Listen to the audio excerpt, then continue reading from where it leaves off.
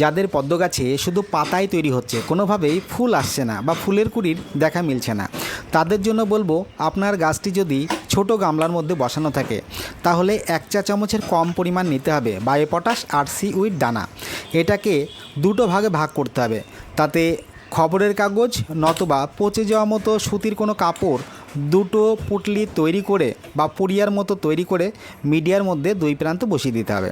আর যদি বড় গামলার মধ্যে গাছকে বসানো থাকে তাহলে এই 1 চা চামচ পরিমাণ বায়ো পটাশ আর 1 চা চামচ সিউইড দানাকে 3টে ভাগে ভাগ করতে হবে। খবরের কাগজের মধ্যে জড়িয়ে নতুবা পচে যাওয়া সুতির কাপড়ে ঠিক একই রকম পুটলি বা পুড়িয়ার মতো তৈরি করে মিডিয়ার 3 প্রান্তে অর্থাৎ গামলার 3টি প্রান্তে মিডিয়ার একদম নিচ পর্যন্ত বসিয়ে দিতে হবে। তাহলে দেখবেন আপনাদের গাছ থেকেও কিন্তু এই রকম ফুল পেয়ে যাবেন।